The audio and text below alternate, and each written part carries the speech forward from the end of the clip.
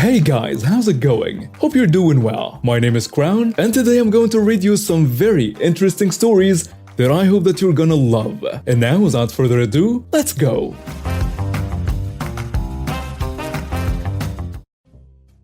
This story is long, but I promise to write it.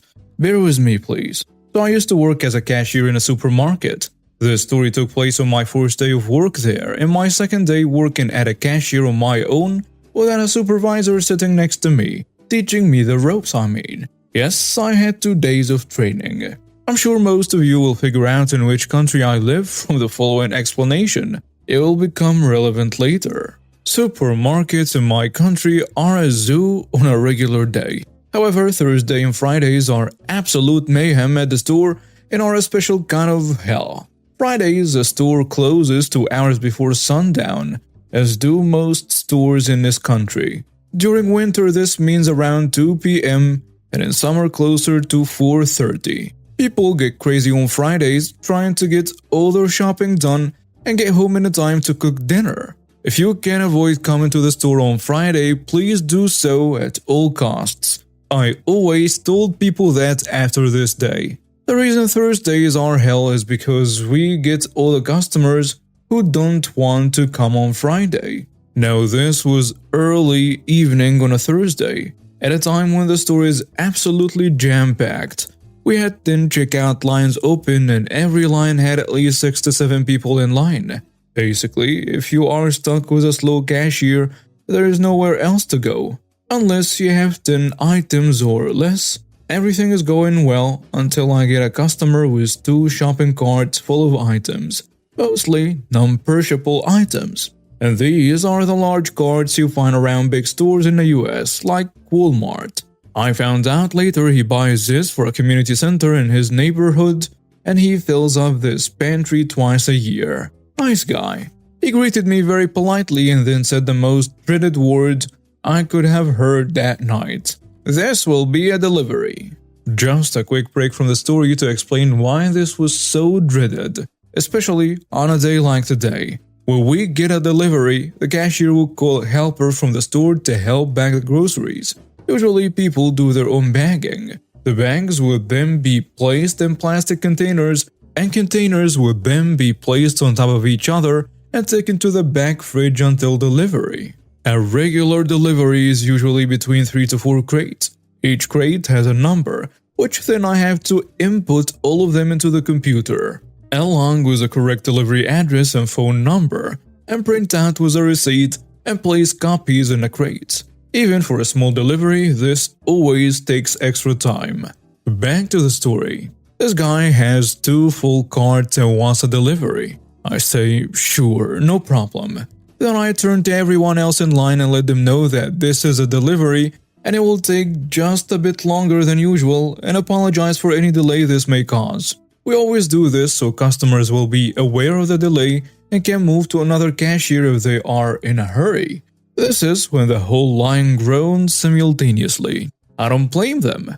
There was nowhere else to go. I could see every one of them craning their necks to check out other lines, and they all decide to stay. So I start scanning as fast as I can. I'm pretty good with numbers, so even though it's my first day, I remember many of the codes and things are moving rather quickly. I get to a point where the bagger can't keep up with all the items and the area to the left of me. Where I place all the scanned items is just a mountain of cans and bags of chips and whatnot. I can't even scan another item cause they are falling back onto my scale. At this point I stop and ask if he wants help bagging. The customer and the bagger are both appreciative, and I help bag groceries for a few minutes, just enough to clear some space so I can continue scanning items. This happens every few minutes. It gets full, and I stop to help, clear some space and keep going. This is where the Karen comes into play. She is maybe early 40s, long brown hair, and looks nothing like a Karen, except for the way she was standing. With one hand on a hip that's extended so far to the side, I wasn't sure how she's still standing. She's in my line, about 5 to 6 people in front of her still. This is the conversation that follows. Hello, what are you doing? Me, not answering cause I didn't think she was talking to me. I just kept scanning. "Excuse me, what kind of cashier are you? Why aren't you doing your job? Stop being lazy and do your job." She screams at the top of her lungs. "I'm sorry, ma'am, I'm just trying to..." "That's not your job. You are a cashier. Do your job." I realize now after reading so much Reddit stories that this would have been a perfect chance for some malicious complaints. I'm sure some of you hope that I did just what Karen wanted. Too bad. I didn't know about it then, or that it was only my first day on a job. That's not what happened, although I dream sometimes that I did just that. Sit back and sip my coffee until the space is cleared for some scanned items. You know, be a cashier. Next time, I guess. I tell her, I'm just helping to move things along faster. If this is a problem or you are in a hurry, feel free to move to another line. I'm sure another cashier will be more than happy to serve you. I may sound like I'm the jerk with this line, but I said it really nicely, not sarcastic at all. Obviously, that didn't help. Karen, still not listening anyway, and having none of it. "Just do your job. You are a cashier. What is wrong with you? Are you stupid? You should be fired." I stop listening at this point and don't answer, as I'm still helping to bag and scan as fast as possible, knowing it's not gonna help anyway. However, I see one of the managers, let's call him Joe, walk up to Karen. Joe is great, by the way, always helping the workers. He asks, what seems to be the problem? Karen, still yelling, tells him, "Your cashier is awful. She's lazy and she's not doing her job. You should fire her. Tell her to do her job because she's not doing it." She kept repeating that a few times like a freaking broken record. Joe looks over at me for a second, understands exactly what is happening, turns to Karen and says, "Can't you see she's trying to help? She's trying to make this go much faster." Now Karen starts screaming words, I'm assuming, but I couldn't really make them out. She was practically foaming at the mouth.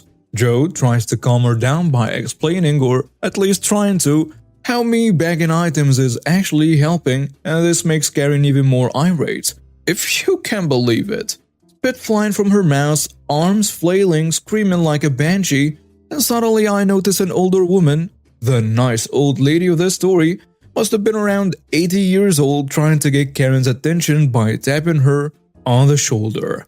It takes a few tries, but she finally gets her attention and spins her around by the shoulder.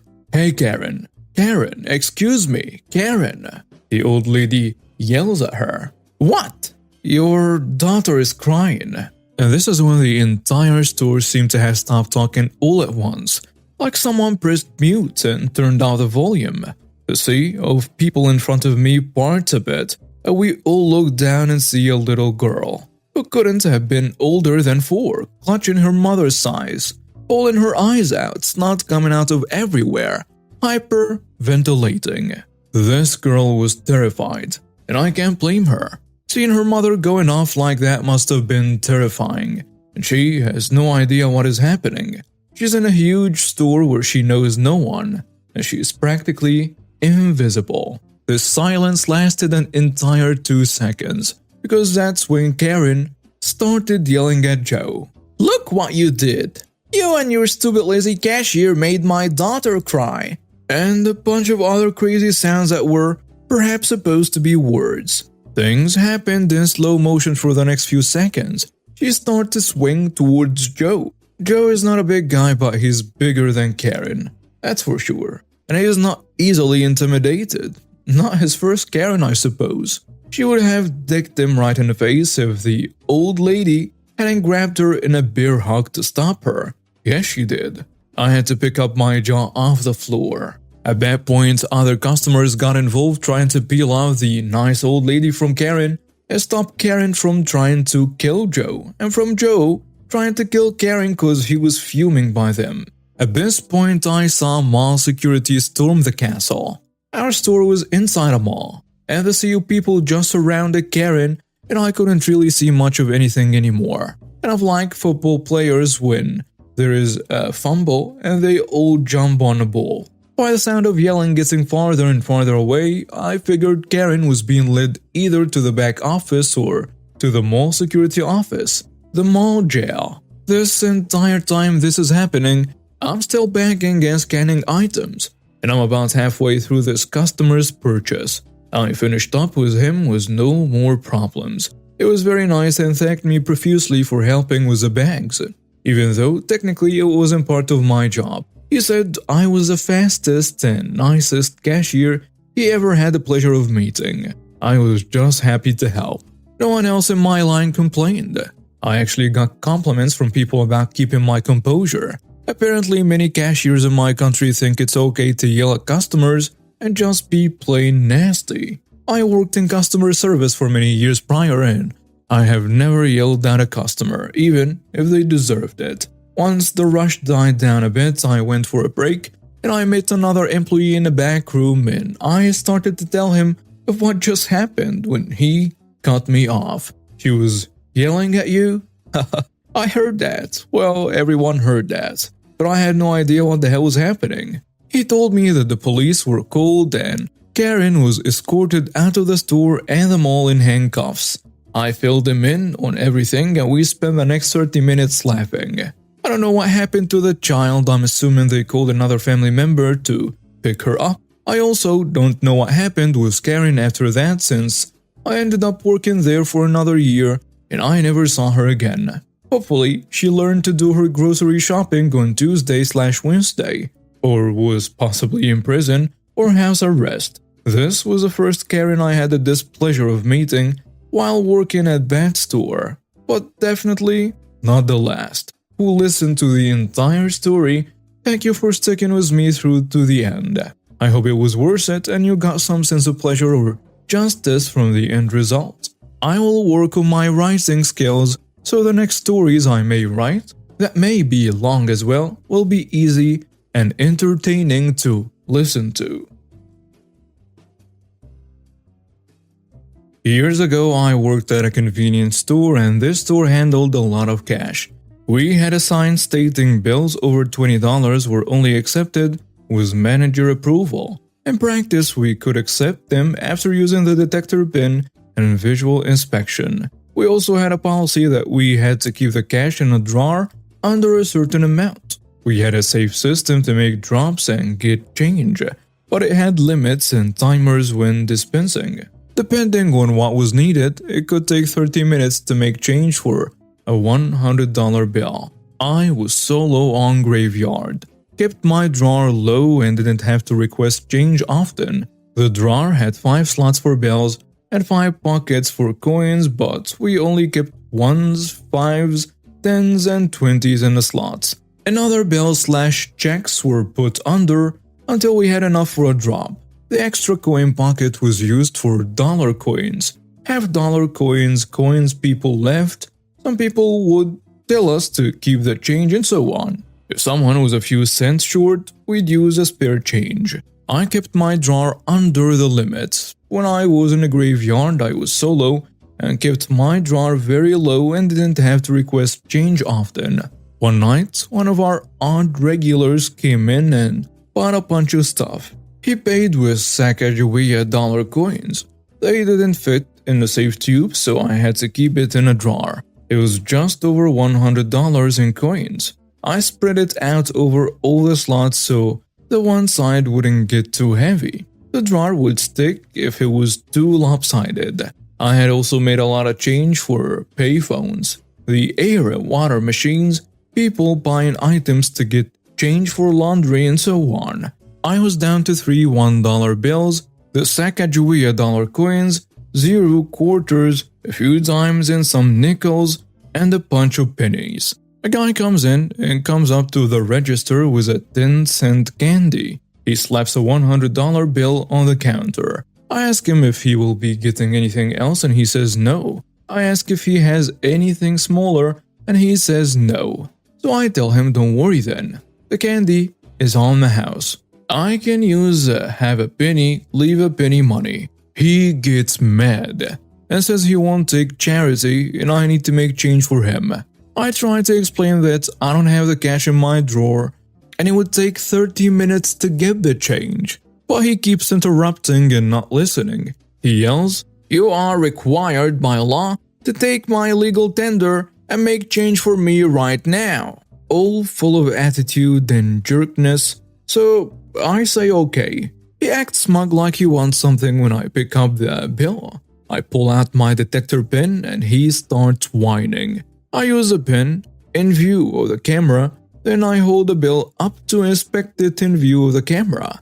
I then put the bill in a safe tube to drop it, as we were supposed to drop large bills on a graveyard before even opening the drawer, then make the slip and drop that after. The customer is still standing there smugly grumbling in. I enter the amount tendered into the register. Now the counter is raised and the drawer is just below the counter, so it's out of reach of the customers unless they lean and reach. It also doesn't pop open like usual this time because of the weight of the coins. I open the drawer and push the 3 singles back in their slot so that the customer can see them even if he leans over to look in the drawer. He's being dramatic and turning to make a show of how long he's waiting, and can you believe this to an audience of no one? So he doesn't notice at first that I am pulling out all those coins. I pull out the 88 cents or so and change, mostly nickels, and then start pulling out the Sacagawea dollar coins and putting them on a counter. He turns around and sees the coins and asks, "What is this nonsense?" So I tell him, "I am required by law to accept legal tender and make change." "You are required by law to accept legal tender as change. This is what I have available." He continues having a fit and says, "You should have told me." I tell him, "I tried explaining, sir, but you interrupted and insisted I make change." And I go back to counting out the 99 Sacagawea dollar coins. He's silent for a bit and then asks, "How am I supposed to get this home?" I told him I am not responsible for his change after I give it to him. He eventually gathers it up in his shirt. He pulled the bottom hem of his shirt about halfway up to make it look like a large pseudo pocket and slings off. Edit 1. I added a couple things to hopefully make it clearer. Sacagawea dollars are dollar coins that are golden colored and a little bigger than a US quarter. They were not very widely used and were disliked by many. They also were too big to fit in many coin machines or counters, especially those made before the Sacagawea dollars came out into sound and icing. They also didn't have the coin roll planks for them to my knowledge. I don't think the Sacagawea dollars are minted anymore, but they are in circulation. And now we have reached the end of today's stories. Thank you for watching and see you next time.